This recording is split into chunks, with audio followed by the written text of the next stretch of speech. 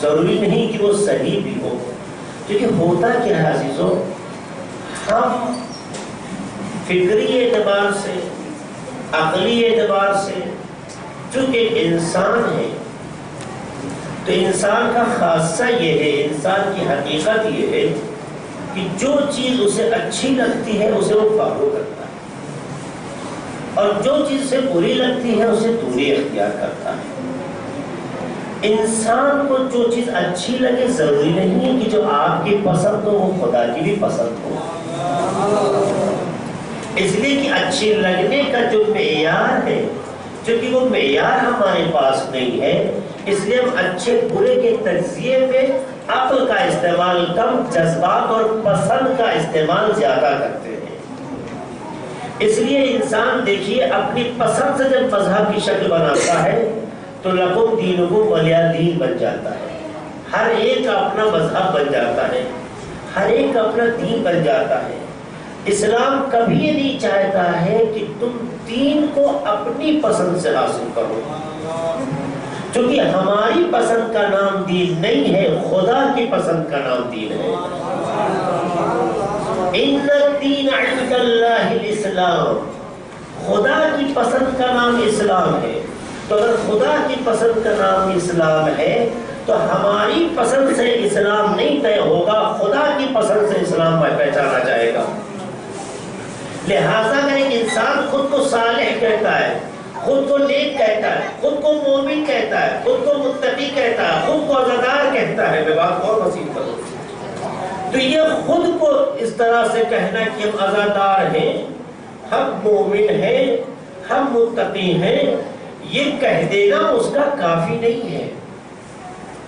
کیونکہ اگر انسان اپنے ذوق کے اعتبار سے عزادار مان لیا جائے، اپنی پسند کے اعتبار سے مومن مان لیا جائے، اپنے پسند کے اعتبار سے متقی مان لیا جائے، تو ہر جگہ عزادار کا چہرہ مختلف ہوگا، مومن کا تصور مختلف ہوگا، متقی کا تصور مختلف ہوگا.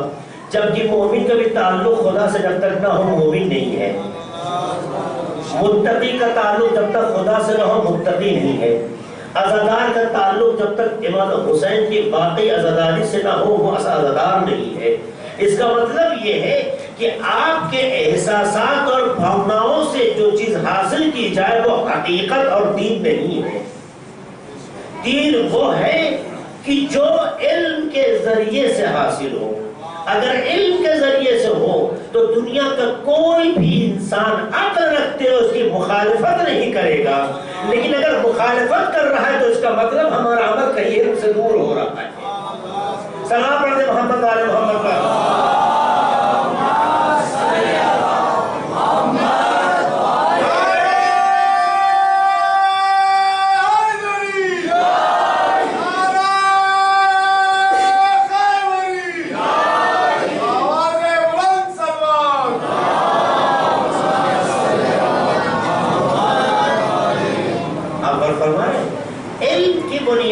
جب تک اپنے دین کی اصلاح نہ کرے، یہ معصوم کا کہنا کہ علم کی بنیاد پر دین کی اصلاح، اس کا مطلب یہ ہے کہ بہت سے لوگوں کا دین علم کی بنیاد پر نہیں ہے. بہت سے لوگوں کا دین علم کی بنیاد پر نہیں ہے. آپ دیکھیے ہم حقیقت سے دور ہو گئے اور ہر چیز کا فیصلہ اپنی پسند و ناپسند سے کرنے لگے. ہمیں عزاداری ایسی اچھی لگتی ہے تو بس ایسی ہوگی تو عزاداری ہے.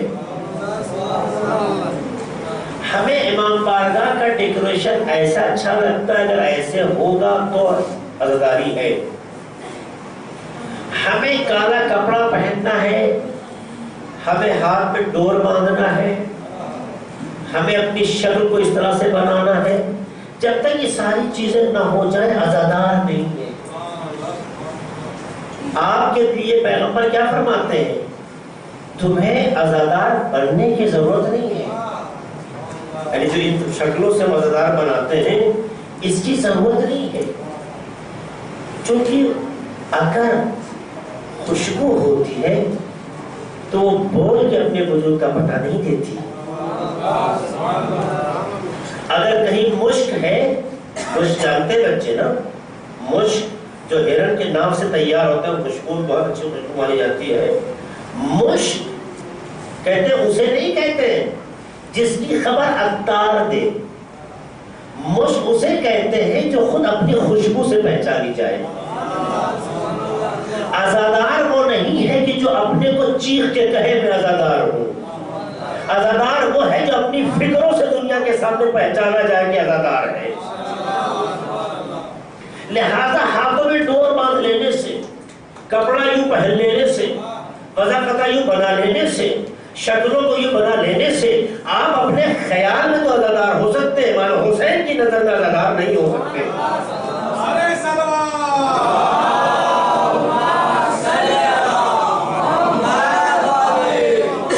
اگر میرا ذہن خطا نہ کر رہا ہوں تو اس سلسلے میں پوری گفتگو مومن کی علامات کے اوپر کر چکا ہوں اس بڑے امام باڑے میں، جس میں بہرحال آپ جانتے بھی ہوں گے، اس میں ساری تفصیلی گفتگو ہے. اسے آپ دوبارہ دیکھ سکتے ہیں کیونکہ بہرحال بھائیوں کی مدد سے وہ نیٹ پہ موجود ہے.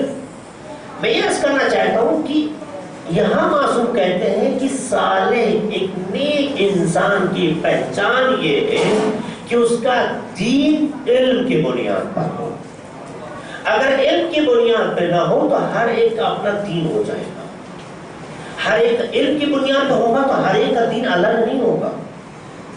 ہر ایک کا دین ایک ہو جائے گا جس کے لوگ ماتحت ہو جائیں گے. لیکن اگر عزاداری کی شکل میں لوگوں کی شکلیں مختلف ہیں، اس کا مطلب ہر ایک کی اپنی اپنی پسند ہے. علم کی بنیاد پہ ہونا چاہیے. اگر علم کی بنیاد پہ نہ ہو تو لاکھ اپنے کو صالح کہے، لاکھ اپنے کو نیک کہے، لاکھ خود کو اچھا کہے، وہ اپنے خیال میں تو نیک ہے، اہل بیت کی نگاہ میں وہ نیک نہیں ہے. آپ یاد رکھیے گا، عزاداری دین کی روح ہے، دین کی جان ہے. اگر یہ عزاداری نہ ہوتی تو دین نہ ہوتا. آج اس عزاداری نے دین کی شکل کو محفوظ کر لیا ہے، ورنہ ہر کسی نے اپنا دین بنا لیا ہوتا. ہر کسی کا جو دین نہیں بن سکا اس کی سب سے بڑی وجہ یہ عزاداری ہے. یہ بہت بڑی نعمت ہے، یہ بہت بڑا تحفہ الہی ہے. یہ اہل بیت کی میراث ہے، یہ اہل بیت کی امانت ہے. اہل بیت کی میراث، اہل بیت کی امانت کا حق یہ ہے کہ جس طرح سے امانت دی گئی ہے اسی طرح سے رکھی جائے، یا اسی طرح سے تصرف کیا جائے جس طرح سے رکھنے والے نے اپنی امانت دیتے وقت رکھا ہے. لہذا یہ ضروری ہے عزاداری کے لیے کہ اس عزاداری کو بھی ہمارے ابا کیسے مناتے تھے یہ اہم نہیں ہے، نانی اماں کیسے مناتی تھی یہ اہم نہیں ہے، کیسے معاشرے میں منائی جاتی رہی اہم نہیں ہے. اہم یہ ہے جب بھی منائی گئی ہو اس کا معیار علم ہونا چاہیے، اس کا معیار دین ہونا چاہیے. کیونکہ آپ جب عزاداری مناتے ہیں تو آپ اپنے عمل کا ثبوت اور اپنے عمل کے بارے میں خدا کی بارگاہ میں جواب دے ہوں گے. وہ کیسے مناتے تھے اس کا جواب آپ کو نہیں دینا ہے، ہر انسان کو اپنے عمل کا جواب خود دینا ہے.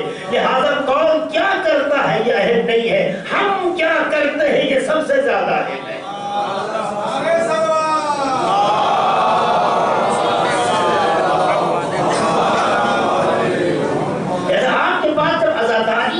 جان مذہب ہے، روح مذہب ہے، تو عزاداری ہمارے لیے بھی علم کے معیار پر ہونا چاہیے. اور سنیے گا، عزاداری بھی علم کے معیار پہ. اس بات کو چاہے ریکارڈ کریں، اس بات کو چاہے کہیں پہ آپ سیو کریں، چاہے آپ اپنے پاس لکھیں، کیونکہ جو بات کہہ رہا ہوں بہت ہی پوائنٹ کی کہنا چاہتا ہوں.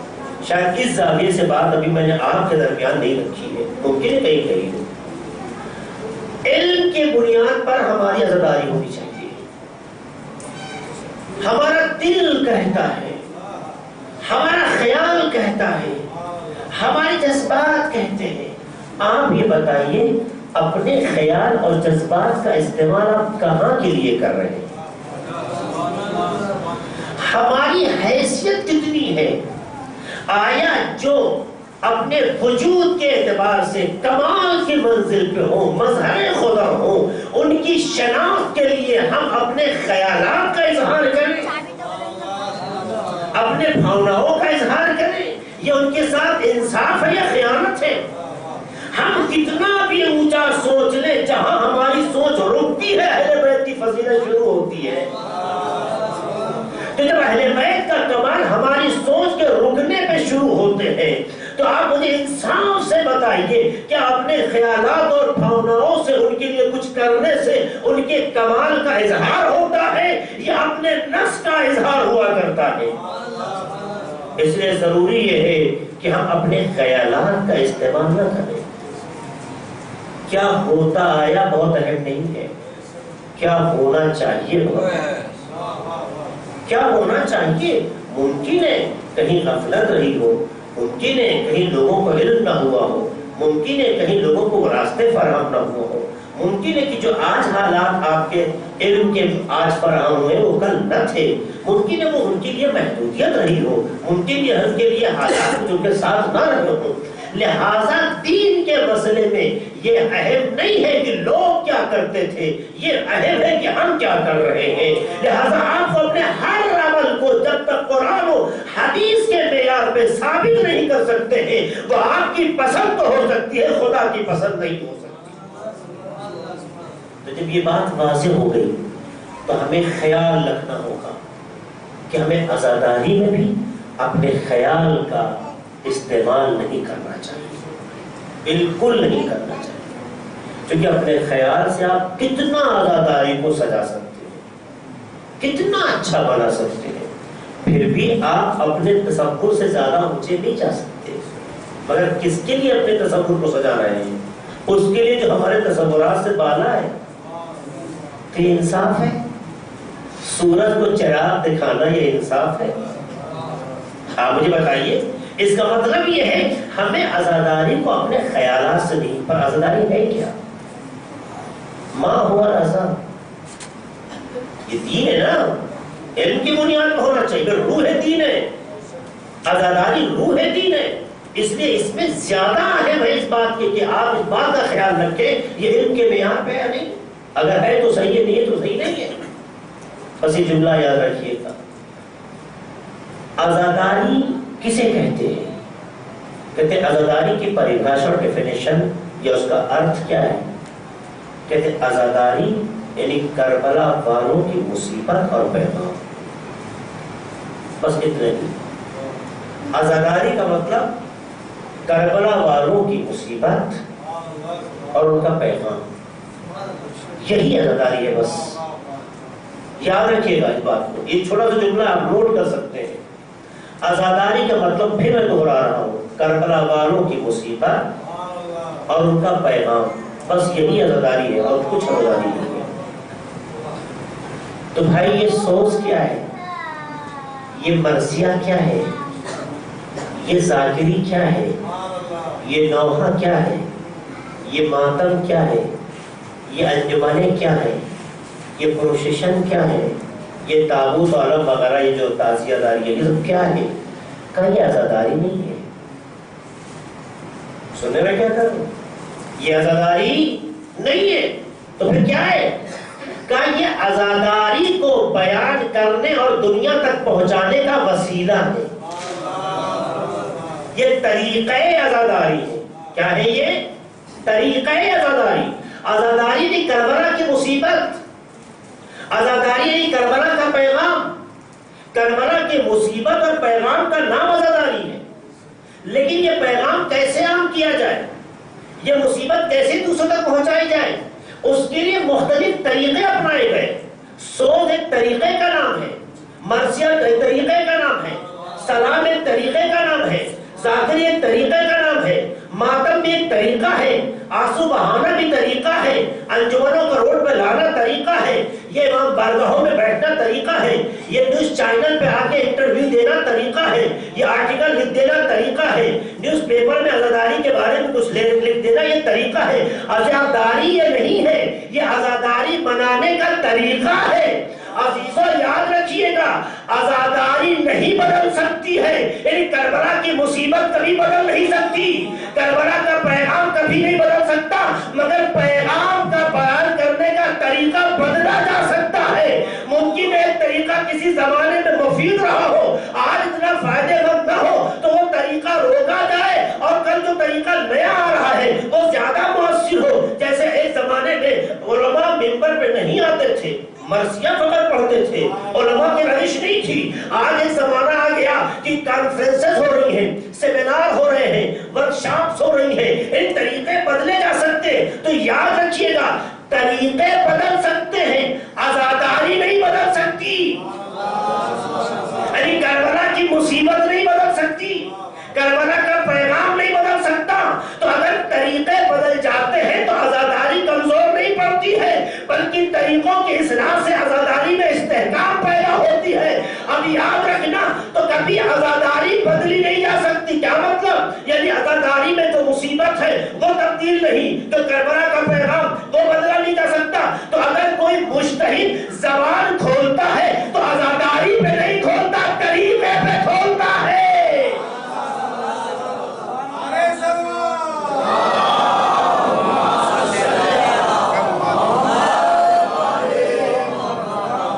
کوئی مجتہد، کوئی مرجع عزاداری کا مخالف ہو ہی نہیں سکتا۔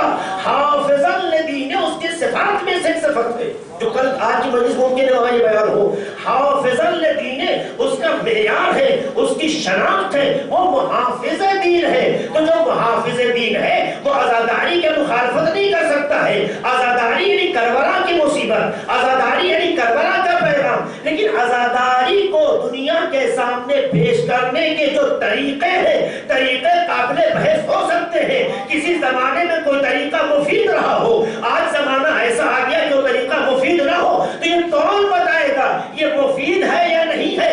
یہ وہ بتائے گا جس کی نگاہ دنیا پر ہم سے زیادہ وسیع ہو۔ لہذا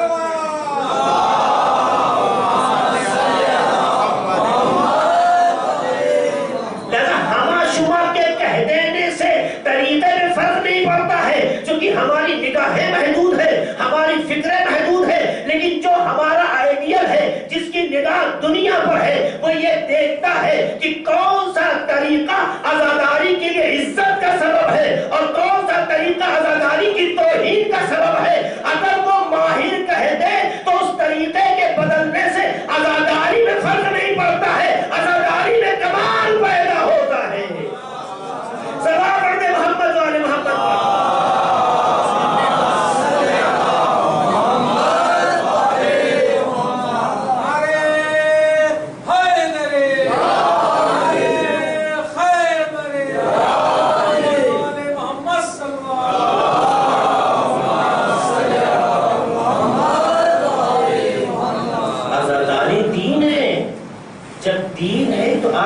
پسند کیسے ڈال سکتے ہیں؟ آپ مجھے بتائیے، آپ کو صاحب یہ اچھا لگتا، تسلی نہیں ہوتی ہے جب تک یہ بھاونا پوری نہ ہو۔ آپ مجھے بتائیے کیا واقعاً دین ہماری بھاوناؤں کا نام ہے؟ جب تک یہ نہ کر لے ہمیں سکون نہیں ہوتا ہے۔ کیا واقعاً یہی چیز ہے دین؟ اگر ہمیں اپنی پسند چاہے عزاداری، عزاداری دین یاد رکھیے گا، عزاداری اکبر تو دین میں بار بار کہہ رہا ہوں، مساوی دین بتا رہا ہوں، اور ہے بھی یہی صحیح۔ تو عزاداری جب دین ہے تو اگر اپنی پسند کے داخل کر دینے کو ہم دین سمجھتے ہو تو پھر تاریخ میں کسی نے اپنی پسند دین میں ڈال دی ہو تو ہمیں برا کیوں لگتا ہے؟ اگر تاریخ میں کسی نے اپنی پسند کو دین میں ڈال دیا ہو تو اس کا بھی احترام کیجیے۔ اگر کوئی الصلاۃ خیر من النوم کہہ دے تو برا کیوں لگتا ہے؟ برا اس لیے لگتا ہے کہ دین ہماری پسند کا نام نہیں ہے، خدا اور اہل بیت کی پسند کا نام ہے۔ اگر یہ فارمولہ صحیح ہے کہ اپنی پسند کے ڈالنے کا نام دین نہیں، اگر یہ فارمولہ صحیح ہے تو یہ فارمولہ ہمارے یہاں بھی آئے گا۔ اگر عزاداری کو آپ دین مانتے ہیں کہ جو واقعاً دین ہے تو اس کا مطلب یہ ہے اس کا کوئی بھی عمل ایسا نہیں ہونا چاہیے جس کا تعلق ہماری پسند سے ہو۔ یہ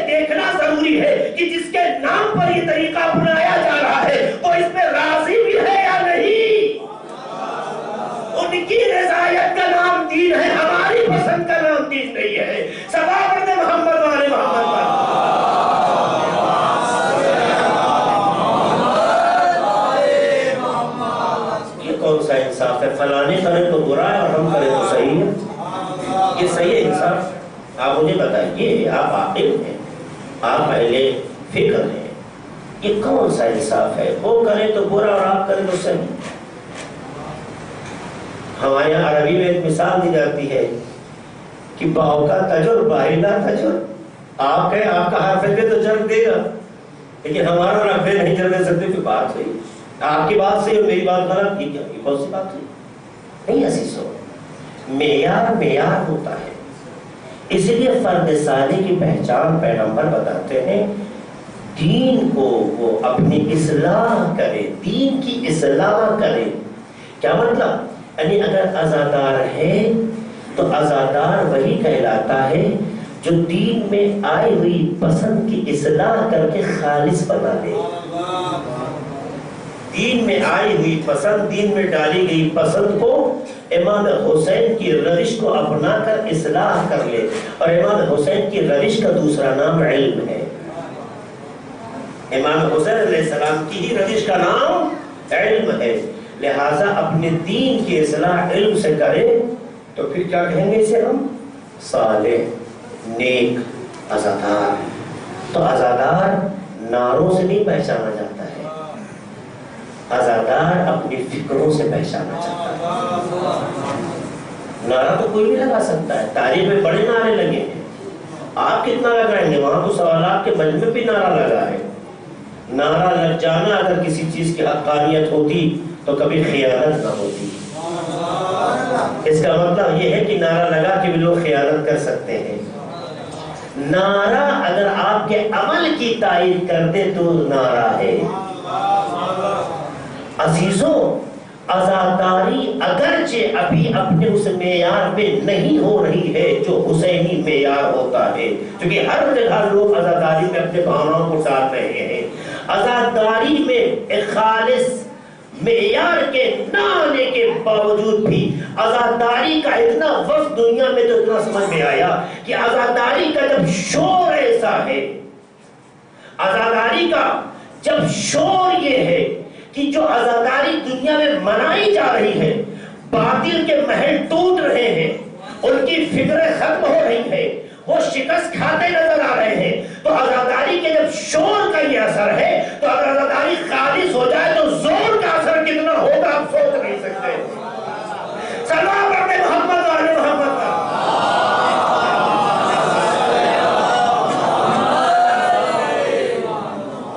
تو دوسری صفت یہ ہے کہ اپنے دین کی اصلاح علم کے ذریعے کرے، تب وہ صالح ہے۔ یعنی کوئی انسان اگر اپنے کو نیک کہتا ہے تو یہ دیکھو کہ اس کا عمل علم کی بنیاد پر ہے یا نہیں، علم کی بنیاد پر ہو، اس کی پسند کی بنیاد پہ نہیں۔ اور تیسری صفت یہ ہے وَيَرْضَى لِلنَّاسِ مَا يَرْضَى لِنَفْسِهِ، وہ جو چیز خود کے لیے پسند کرتا ہو وہ دوسروں کے لیے بھی پسند کرتا ہو۔ ایک صالح اور اچھے انسان کی پہچان کیا ہے؟ ایک نیک انسان کی پہچان یہ ہے کہ جو چیز خود کے لیے پسند کرتا ہے وہی دوسروں کے لیے پسند کرتا ہے۔ اگر اپنے لیے پسند کچھ اور ہے اور دوسروں کے لیے پسند کچھ اور ہے تو اس کا مطلب یہ انسان جھوٹا ہے، صالح نہیں ہے، یہ نیک نہیں ہے۔ نیک اگر ہوتا تو دوسروں کے لیے بھی اس کے لیے وہی جذبہ ہوتا جو اپنے لیے جذبہ۔ یاد رکھیے گا، صالح انسان کی پہچان، صالح انسان کی پہچان، نیک انسان کی، اچھے انسان کی پہچان یہ ہے کہ جو خود کے لیے پسند کرے وہ دوسروں کے لیے پسند کرے۔ کیا مطلب؟ یعنی گالی دینا ہم پسند کریں تو دوسرے بھی گالی دیں پسند کریں، اگر لڑائی کرنا جھگڑا کرنا ہم پسند کریں تو دوسرے کے لیے امید کریں کہ وہ بھی جھگڑا کریں۔ یہ مراد ہے بھائی، مراد تو لے سکتے نا کہ بھائی ہم تو وہی پسند کر رہے ہیں جو اپنے لیے پسند کرتے ہیں۔ صاحب اگر لڑائی آپ کی نگاہ میں بری ہے، گالی آپ کی نگاہ میں بری ہے، تو خدا اور اہل بیت کی نگاہ میں کتنی بری ہوگی۔ اس کا مطلب یہ ہے کہ جو شریف ہوتا ہے خلاف شرافت سوچتا بھی نہیں، جو شریف ہوتا ہے خلاف شرافت سوچتا بھی نہیں۔ مراد یہ ہے کہ اگر اچھا کپڑا پہننا آپ کو پسند ہے تو اگر آپ دوسرے کے بارے میں سوچتے ہیں تو آپ کی بھی توقع یہ ہونی چاہیے کہ وہ بھی اچھا پہنے. یہ کون سی بات ہے؟ آپ اچھا کپڑا پہنے تو آپ کا حق ہے، دوسرا پہنے تو لو، کہیں چوری کیا ہوگا، کہیں سے لوٹ کے لایا ہوگا، اس کی اتنی اوقات کتنا اچھا کپڑا پہنے، یہ کہنا صحیح ہے؟ یا اگر آپ کو موقع مل جائے اس کی خدمت کرنا تو آپ کو کیسے کرنا چاہیے؟ آپ کو خدمت میں وہی کرنا چاہیے جو آپ کو اچھا لگے. ہم یہ دیکھتے ہیں، اچھے اچھے گھرانوں کو دیکھا ہے، بڑے شریف سے شریف ترین گھرانوں کو دیکھا ہے کہ جب بات آزمائش کی آتی ہے تو معیار بدل جاتا ہے. اگر کسی کو کچھ دینا چاہتے ہیں تو سفر سے چھوٹی مثال دوں میں، بہت چھوٹی ہلکی سی، کھانا. خواتین بیٹھی ہیں سن رہی ہیں، کھانا اگر ہمیں کسی کو دینا ہے، کسی کا بھیجنا ہے، تو جب کھانا بنتا ہے اور جو تری آتی ہے جسے ہمارا سماج بڑی اچھی نگاہ سے دیکھتا ہے، کھانے کی تری، حالانکہ اگر آج پتہ چل جائے علمی اعتبار سے نقصان دہ ہے تو عقلمند پیچھے ہٹ جائے، مگر تری کے اوپر ہر کسی کی نگاہ ٹھہرتی ہے. صاحب بتائیے کھانا کھلایا تو سامنے تری بھی نہیں تھی. تو جو خواتین گھر کی ہوشیار ہوتی ہیں وہ سالن کو چلا کے تری کو کنارے کر کے نیچے سے نکال کے بھیج دیتی ہے، تری کو روک لیتی. نہیں یہ تری سے روکو. اسلام کہتا ہے نیک انسان کی پہچان یہ ہے جو چیز اپنے لیے پسند کرو وہی دوسروں کے لیے پسند کرو. یہ کون سی پسند ہے؟ اپنی پسند کو اپنے لیے روک لیا ہے اور دوسرے کو جو چیز آپ کی نگاہوں میں ہلکی اسے دے دیا ہے. اسے دینے کا نام صالح نہیں ہے. دیکھنا تو آپ کردار فاطمہ میں دیکھو، جو لباس بابا نے دیا تھا، جب دوسرے دن آگے دیکھا کہ اس دلہن کو جو نیا کپڑا دیا گیا تھا جسے فاطمہ نے بہت پسند بھی کیا تھا لیکن آج بدن میں نہیں ہے، پوچھا بیٹی وہ لباس کہاں ہے جو تجھے دیا گیا تھا؟ کوئی دنیا کی لڑکی ہر لباس دے سکتی ہے لیکن جو مائکے سے دلہن کا لباس اسے ملتا ہے کسی دوسرے کو دینا پسند نہیں کرتی ہے. مگر کردار فاطمہ نے ایک پیغام دیا کہ جب دیکھا بابا نے وہ لباس نہیں، بیٹی وہ لباس کہاں ہے؟ کہا بابا میں نے صاحب کو دے دیا. بیٹی یہ میں نے تجھے دیا تھا، یہ لباس تمہیں دیا تھا جسے لڑکیاں معمولاً شگن سمجھتی ہیں، جسے اپنے لیے مختلف علامتیں سمجھتی ہیں، لیکن جب جناب فاطمہ نے دے دیا تو کہا بیٹی لباس یہ کیوں دیا؟ یہ تو تمہیں بہت پسند تھا. کہا بابا آپ ہی نے تو کہا تھا لن تنالوا البر حتی تنفقوا مما تحبون. جب تک وہ چیز راہ خدا میں نہ دو جسے تم زیادہ پسند کرتے ہو اس وقت تک تم نیکی نہیں کر رہے ہو. تو بابا آپ ہی نے سکھایا تھا جو تمہیں زیادہ پسند ہو وہی راہ خدا میں دو. سائل نے جب اللہ کے راستے میں مانگا میرے پاس لباس میں سب سے زیادہ پسندیدہ لباس یہی تھا، میں نے اسی کو دے دیا ہے. تو عزیزوں جب جذبہ ایسا ہو جائے کہ اپنی پسند راہ خدا میں قربان ہو جائے تو اسے کنیز خدا کہتے ہیں.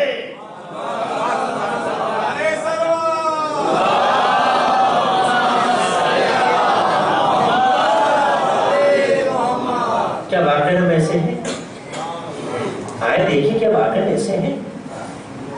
کبھی اگر محلے میں کچھ بھیجنا ہو، پھل وغیرہ، شیرنی وغیرہ، یہ سارے ثواب کے پروگرام پہ دیکھیے آپ آتا ہے تو بیٹھ کے عام لوگ چھانٹتے ہیں، بیٹھ کے لوگ کیلے کو مختلف شکلوں کو چھانٹتے ہیں. نہیں یہ صاف ہے، پلین ہے، ٹھیک ہے، فلاں اس کو در کرو، یہ ایسا اچھا یہ فلاں جگہ بھیج دو. عزیزو آپ اپنے شوق کا ملاحظہ کر رہے ہیں، خدا آپ کی نیت کو دیکھ رہا ہے.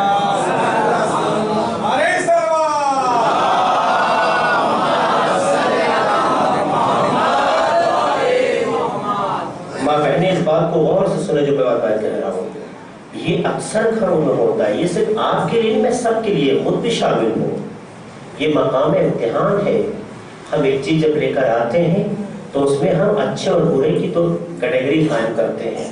اچھا کنارے کر لیتے، کہتے اچھا چلو بقیہ کو حصہ لگا کے بانٹ دو، یعنی یہ والا ان کے یہاں جانا چاہیے، یہ والا ان کے یہاں جانا چاہیے. یعنی جو میوے کی گریڈ ہے، جو اس کے درجے ہیں، جو اس کے درجات ہیں، جو اس کی کلاس ہے، اس کے اعتبار سے میوے کی تقسیم بندی کر کے اچھے والا روک لیا اور جس سے جتنا اچھا تعلق اسی اعتبار سے اس کا میوے کا معیار طے کر دیا گیا. آپ دے رہے ہیں، جسے دے رہے ہیں اسے تو نہیں پتا، پر جس کے نام سے دے رہے ہیں اسے پتا ہے. اس نے دیکھ لیا کہ جب تم ایک پھل اس کے نام پر اخلاص سے نہیں دے سکتے تو اس کی راہ میں خلوص سے کیا دے سکتے ہو. آؤ اگر ایسا ہو جائے کہ پھل میں اچھے اور برے دونوں آ جائیں تو برے اپنے لیے روک لو، اچھے دوسروں کے لیے بھیج دو۔ جو لذت اچھے کی تھی اس سے کہیں زیادہ لذت اس میں ہو جائے گی جس میں دوسرے کو ترجیح دی ہے۔ ایک اچھے ہونے کی پہچان یہ نہیں ہے کہ جسے دنیا کا اچھا ہے، یہ نہیں ہے۔ ایک اچھے کی پہچان وہ ہے کہ جس نام پر اچھا ہو رہا ہے وہ کہے کہ یہ اچھا ہے، اور جب وہ قصیدہ پڑھنے لگتا ہے تو دنیا میں کوئی اسے ذلیل نہیں کر سکتا ہے۔ تو آپ اپنے وجود کو ایسے وجود کے ساتھ ملا دو کہ جب اس کے معیار پر اپنی زندگی بڑھاتے جاؤ گے تو دنیا ذلیل کرتی تھک جائے گی مگر عزت میں کبھی نہیں ہوگی۔ ورنہ معاویہ نے جو کوشش کی تھی، 70 سال مولا کو گالیاں دلوائی تھی، تو کوششوں کا نتیجہ تو یہ ہونا چاہیے کہ اب آنے والی نسلوں میں کوئی علی کو اچھا نہ کہے، مگر 70 سال کی حکومت کی ناکامی اس بات سے ثابت ہو جاتی ہے کہ 1400 برس گزرنے کے بعد بھی علی کے اتنے کمال دنیا میں ہے، اتنی فضیلت دنیا میں ہے کہ عزیزو آپ جتنا سوچتے جائیں سوچ رک جاتی ہے، فضیلت نہیں رکتی ہے۔ یہ اس بات کی علامت ہے جو خدا کے لیے جیتا ہے کبھی مرتا نہیں ہے۔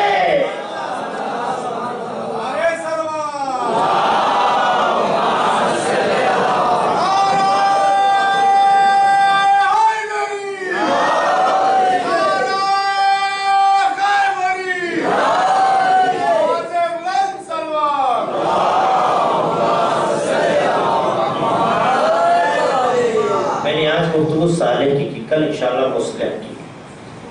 تو عزیزو اگر انسان اپنے کو نیک سمجھتا ہے، اچھا سمجھتا ہے، تو اچھا اور نیک سمجھنے کی یہ 3 علامتیں ہیں۔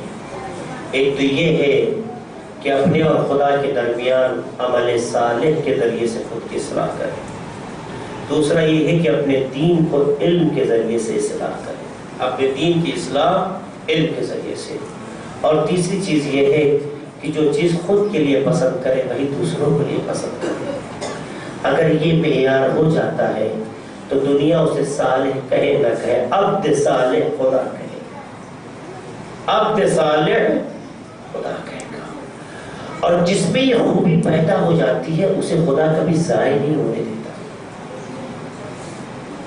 جانتے ہیں ہمارے علماء نے کیا کہا؟ ایک بات کہوں، ہمارے علماء کہتے ہیں کہ جب تم نماز میں دوسرا سلام کا فقرہ پڑھو، السلام علینا وعلا، بولیے عباد اللہ صالحین، کیا مطلب ہے؟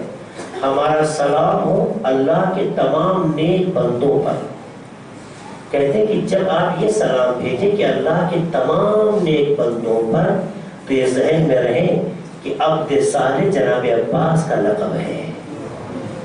یعنی گویا اللہ کو اپنا نیک بندہ اتنا اچھا لگتا ہے، نیک بندہ یعنی جو خود کو اللہ کی نگاہ میں نیک کر لے، خدا اسے نماز میں سلام کی شکل میں یاد کر کے اپنی یاد کے ساتھ شامل کر لیتا ہے۔ محسوس کر رہے ہیں آپ؟ یہ بڑی بات ہے۔ یہ خدا اپنی عبادت میں اسے یاد کرواتا ہے۔ تو صالح بندہ ضائع نہیں ہوتا ہے، ہمیشہ سلام کا مستحق بن جاتا ہے، ہمیشہ سلام کا مستحق بن جاتا ہے۔ آپ کیا نہیں چاہتے کہ آپ بھی ہمیشہ سلام کا مستحق بن جائیں؟ آپ رہیں اس دنیا میں نہ رہیں پھر بھی لوگ سلامتی کی دعا کر رہے ہیں، یہ معمولی بات ہے۔ اس کا مطلب ہے کہ جو صالح اور نیک ہوتا ہے خدا اسے کبھی ضائع نہیں ہونے دیتا۔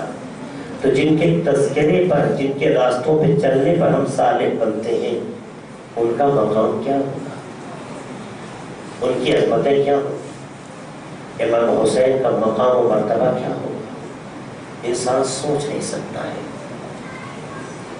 امام ہمارے سلام کا محتاج نہیں ہے، کائنات کا ذرہ ذرہ ہمیں سلام کرتا ہے۔ کیونکہ آج دنیا میں جو کچھ بھی ہے، جو کچھ بھی عزت دی ہے، جو کچھ افتخار دی ہے، وہ امام حسین کی قربانیوں کا صدقہ ہے۔ آج جتنی نمازیں پڑھی جاتی ہیں آقا حسین کی قربانیوں کا صدقہ ہے۔ آج جتنی عبادتیں دنیا میں ہوتی ہیں امام حسین کی قربانیوں کا صدقہ ہے۔ امام نے اپنی قربانی سے یہ سارے راستے فراہم کیے ہیں۔ تو آپ یقین مانیے کتنا سلام آقا حسین کو پہنچ رہا ہے. کیا عظمت ہے آقا حسین، کیا وقار ہے آقا حسین، کیا مقام و منزلت ہے ہمارے مظلوم آقا حسین کی. یہیں سے امام حسین کی عظمت کا اندازہ ہو جاتا ہے. لیکن ہاں عزیزانو، امام حسین کی عظمتیں اپنی جگہ قابل احترام، لیکن ان پہ بڑی مصیبتوں کا بھی جب آپ اندازہ لگائیے تو اندازہ ہوتا ہے کہ آقا حسین یہ وہ وجود مبارک ہے جس کی آنکھیں گردن کے تن سے جدا ہونے کے بعد بھی روئی ہے، جس کی آنکھیں سر کے تن سے جدا ہونے کے بعد بھی روئی ہے. یہ آقا حسین نوک نیزہ پر قرآن کیوں پڑھ رہے ہیں؟ بہت سی حکمتیں ہیں، بہت سی مصلحتیں ہیں، بہت سی باتیں ہیں، لیکن ان میں سے ایک حکمت جو علماء بیان کرتے ہیں وہ یہ ہے کہ یہ سر اس لیے تلاوت کر رہا تھا کہ نامحرموں کی نگاہ زینب و ام کلثوم کی طرف متوجہ نہ ہو.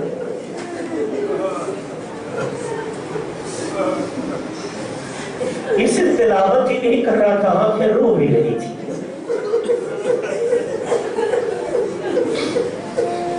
مرنے کے بعد بھی جسے رلایا ہو. اے عزیزانو، یہ مصیبت کا میں کس گھرانے میں ایسی مصیبت قابل تصور ہے.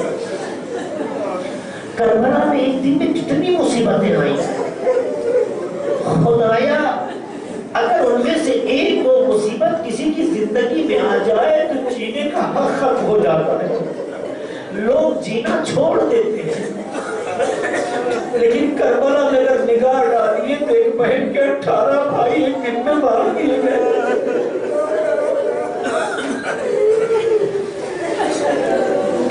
کون ماں ہے جو اپنے بچوں کی مرنے کی خبر سن کے جیتی ہو؟ مگر ہائے امام حسین کی مظلومیت، زینب نے اور محمد کی مرنے کی خبر سنی، لیکن بھیا کی مصیبت کو دیکھتے ہوئے عزم کو مستحکم رکھا. ام فرما نے اپنے بیٹے کی شہادت کی خبر سنی، برداشت کیا. ام لیلا نے علی اکبر کی شہادت سنی، صبر کیا. عزادارو یہ کتنے امتحان ایک دن میں گزر گئے. لیکن اے عزادارو، شہادت کی خبریں اپنی جگہ ہے، لیکن اپنے قوم کے بالوں کو اس طرح سے پامال کر دیا جائے اور ان کے بعد ان ماں بہنوں کو وہاں سے گزارا جائے، کون سوچ سکتا ہے؟ دنیا میں ہوتا تو یہ ہے کہ جس گھر میں مصیبت آ جاتی ہے لوگ اس کا درد بانٹنے کے لیے دوڑتے ہیں. اہل بیت نے تو ہمیشہ دوسروں کا غم بانٹا ہے، اہل بیت نے تو ہمیشہ دوسروں کا درد بانٹا ہے، اہل بیت نے دوسروں کو خوشیاں دی ہیں. کیا ان کے یتیموں کا یہی حق ہے کہ اگر بابا کا سایہ سچ اٹھ جائے تو لوگ تماچے لگائیں؟ اگر بابا کا سایہ سچ اٹھ جائے تو لوگ پانی دور کرتے ہیں. اگر دارا ایک سکینہ بھی کربلا میں تھی، حق تو یہ تھا کہ بابا کے مرنے کے بعد لوگ تسلیت کہتے ہیں، لوگ تعزیت دیتے ہیں. ہائے چھوٹی مظلوم بیٹی، امام حسین کی بیٹی جو اتنا دکھ کربلا میں اٹھائی ہے کہ جس کا احساس نہیں کر سکتے ہیں. کہتے ہیں بچوں کی کبھی آس نہیں ٹوٹنی چاہیے. ارے کربلا میں کئی بار سکینہ کی آس ٹوٹی، لیکن جس بچے نے صبر کا مظاہرہ کیا ہو، سوچ سکتے ہیں. آپ پھر وہ جملہ کہنا چاہتا ہوں، جب آقا حسین کا سلجنا خیمے کی طرف آیا ہے تو جب بیویوں نے سنا کہ سلجنا آیا ہے تو ہر بیوی در خیمہ پہ آتی ہے.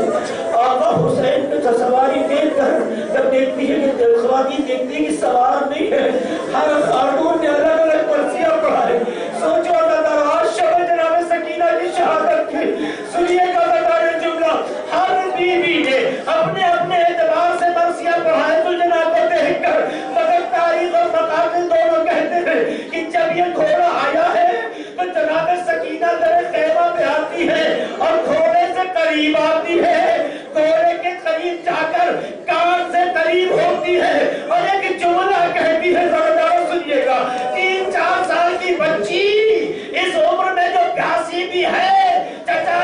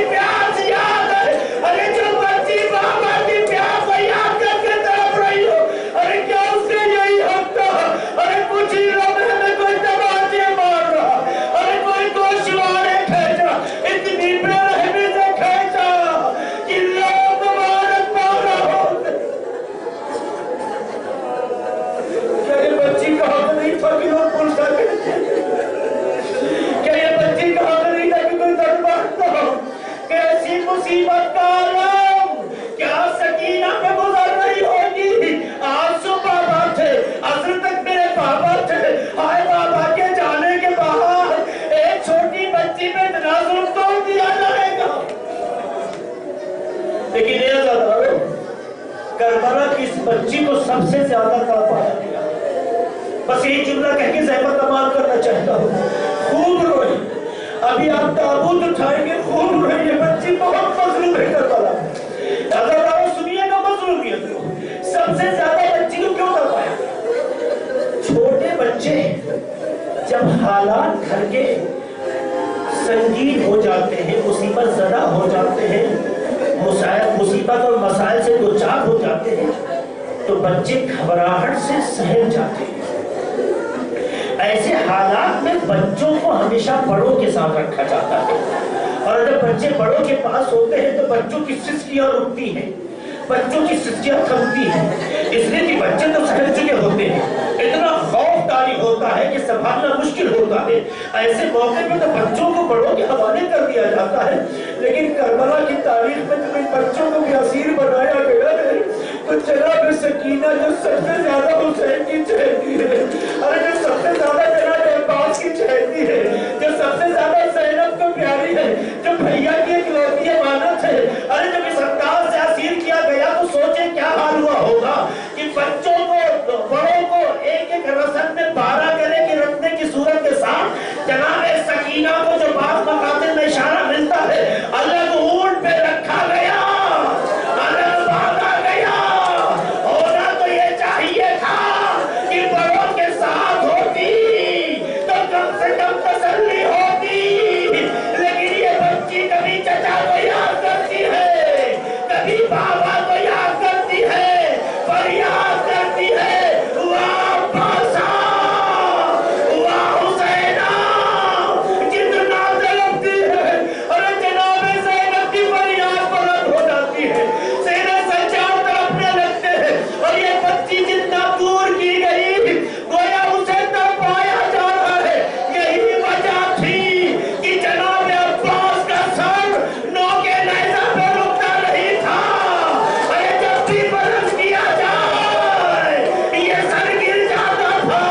علماء نے کہا وجہ یہ ہے کہ عباس کی نگاہیں کہیں زینب سے نہ ٹکرا جائے، ارے کہیں عباس کی نگاہ اپنی مظلوم بھتیجی سے نہ ٹکرائے۔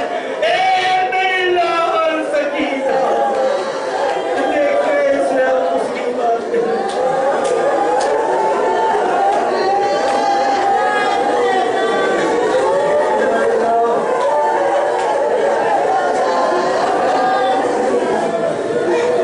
خدایا ہمارے پاس